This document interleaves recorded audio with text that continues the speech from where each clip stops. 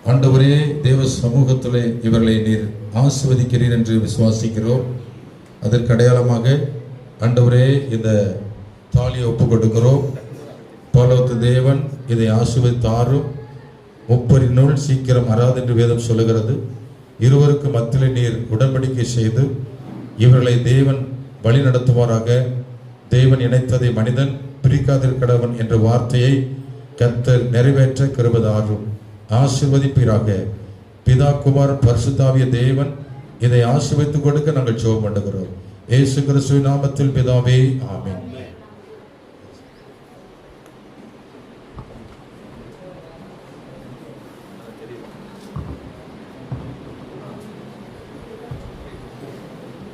Help பண்ணுங்கம்மா.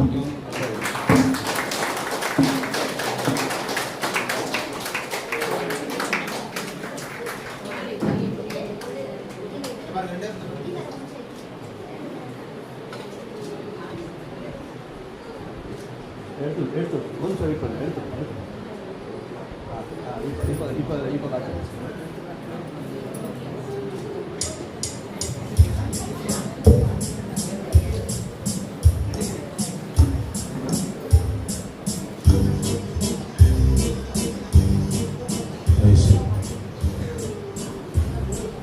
கர்த்தர் உங்களை ஆசீர்வதித்து உங்களை காக்க கடவர். கர்த்தர் தம்முடைய முகத்தை உங்கள் மேல் பிரகாசிக்க பண்ணி உங்கள் மேல் கிருபையாயிருக்க கடவர். கர்த்தர் தம்முடைய முகத்தை உங்கள் மேல் பிரசன்னமாக்கி உங்களுக்கு சமாதானம் கட்டளிட கடவர். இப்பொழுது மணமக்கள் அந்த பக்கம் திரும்பி எல்லாருக்கும் ஸ்தோத்திரம் சொல்லுங்க. இப்பொழுது ஒரு பாடல் பாடப்படும். அப்பொழுது அந்த பாடல் பாடுகிற வேளையிலே மணமக்கள் அரசு பதிவேட்டிலே கையொப்பமிடுவார்கள். மங்களம் செழிக்க கிருபை அருளும் மங்கள நாதனே. மங்களம் செழிக்க கிருபை அருளும் மங்கள நாதனே. மங்கள நித்திய மங்கள நீ மங்கள முத்தியும் நாதனும் நீ. மங்கள நித்திய மங்களம் நீ மங்கள முத்தியும் நாதனும் நீ. எங்கள் புங்கவன் நீ எங்கள் துங்கவன் நீ. உத்தம சத்திய நித்திய தத்துவ மொத்தமாகத்துவ அத்தனை கத்தனம் ஆபிரகாம் தேவன் நீ. மங்களம் செழிக்க கிருபை அருளும் மங்கள நாதனே. மங்களம் செழிக்க கிருபை அருளும் மங்கள நாதனே. மங்கள மணமகன் மோசஸுக்கும் மங்கள மணமகள் தாய்சுக்கும். மங்கள மணமகள் மோசஸுக்கும் மங்கள மணமகள் தாய்சுக்கும்.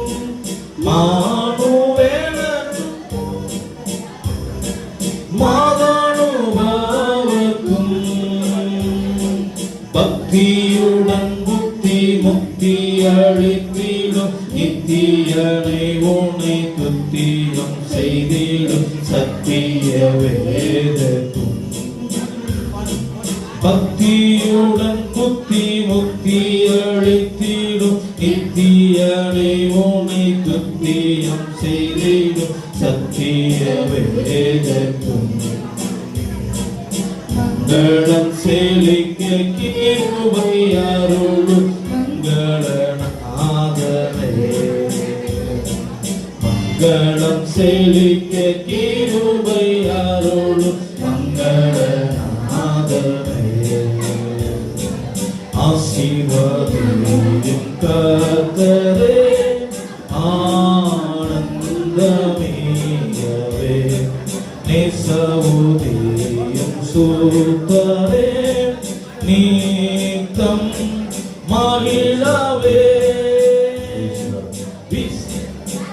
எல்லாம் ஜெபம் பண்ண பின்னாடி போங்க. எல்லாம் அப்படியே உட்காருவோம். ஜெபித்து விட்டு கடந்து போவோம். இன்னும் ஜெபம் முடிக்கல. முடிச்சுட்டு நீங்க போகலாம். முடிவு ஜெபம் முடிச்சு போலாம். எல்லாம் உள்ள வாங்க, வெளியே இருக்கிறோம் உள்ள வாங்க. முடிவு ஜெபம் முடித்து விட்டு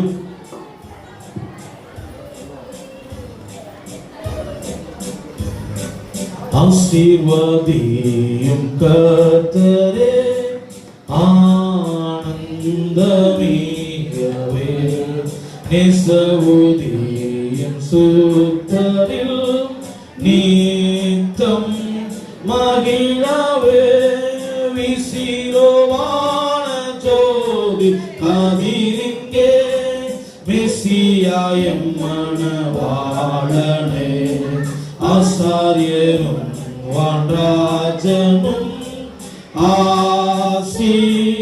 ஆசீர்வதித்திடும் இம்மண மக்களோடென்றும்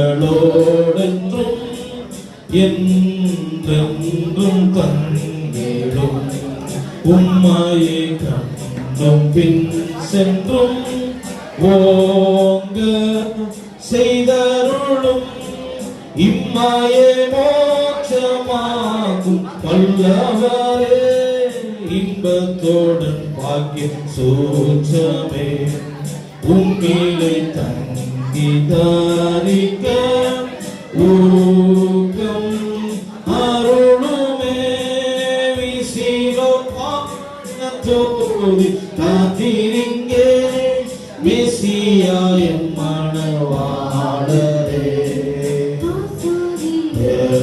தேவராஜனும் ஆசீர்வதித்திடும் ஆசீர்வதித்திடும் ஆசீர்வதியும் கர்த்தரே ஆனந்தமிகவே நேசவுதியும் சுத்தரே அனித்தம் மகிழவே விசிரோவான ஜோதி கதிரிங்கே மெசியாவும் மணவாளனே ஆசாரியரும் வான்ராஜனும் ஆசீர்வதித்திடும் ஆசீர்வதித்திடும்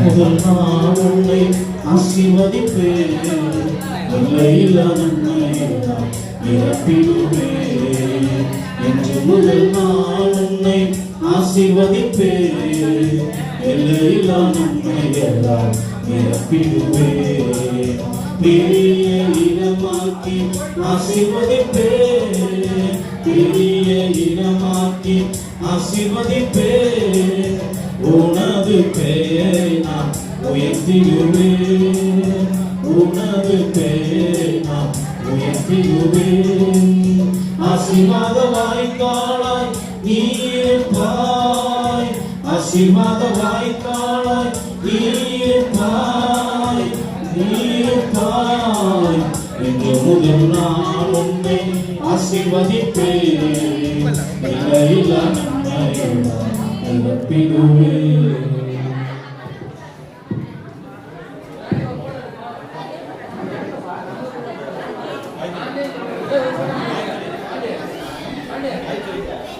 Hãy subscribe cho kênh Ghiền Mì Gõ để không bỏ lỡ những video hấp dẫn.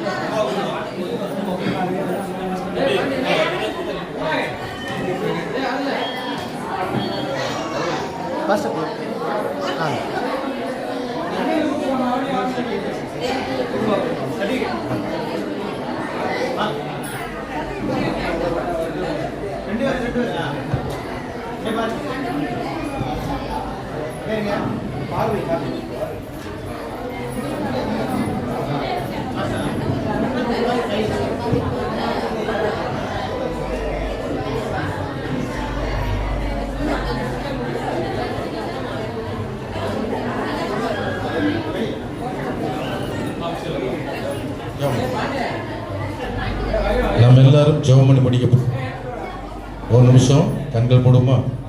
ஒரு நிமிஷம். பரலோகத்தின் பிதாவே, இயேசுவே, பரிசுத்த ஆவியானவரே, இந்த நேரத்தில் திருமணத்தை தேவன் இந்த நாளில் என்னை நடத்தி வைத்ததுக்காக நன்றி செலுத்துகிறோம். நடத்தி வைத்ததான ஊழியர் ஆண்டவரே ரெவரண்ட் ஆரோக்கியதாஸ் அவர்களையும் அவருடைய குடும்பத்தை சபை ஆசீர்வதிப்பீராக. தெய்வ வார்த்தை கொடுத்தான ரெவரண்ட் அருண்செல்வன் அவருடைய சபை குடும்பத்தை ஆசீர்வதிப்பீராக. மணமக்கள் மணமகன் குடும்பத்தையும் மணமகள் குடும்பத்தையும் மணமக்களை ஆசீர்வதிக்க நாங்கள் ஜெபிக்கிறோம். வந்திருக்கிற எல்லாரையும் ஆண்டவர் ஆசீர்வதிப்பீராக. தேவ சமாதானத்தோடு ஒவ்வொரு அனுப்ப நாங்கள் ஜெபம் பண்ணுகிறோம். இயேசு கிறிஸ்துவின் நாமத்தில் இம்மட்டு உதவி செய்த தேவனுக்கு நன்றி செலுத்துகிறோம். எல்லா நன்மைகளை தந்து தேவன் சிறப்பாய் நடக்க கர்த்தர் உதவி செய்த நமக்கு நன்றி செலுத்துகிறோம். தொடர்ந்து நீர் ஆசீர்வதியும் இயேசு கிறிஸ்துவின் நாமத்தில் ஜெபிக்கிறோம் நல்ல பிதாவே, ஆமென். என் ஆத்துமாவே கர்த்தரை ஸ்தோத்திரி, என் பரிசுத்த நாமத்தை ஸ்தோத்திரி. என் ஆத்துமாவே கர்த்தரை ஸ்தோத்திரி, கர்த்தர் செய்த சகல பாதை மறவாதே.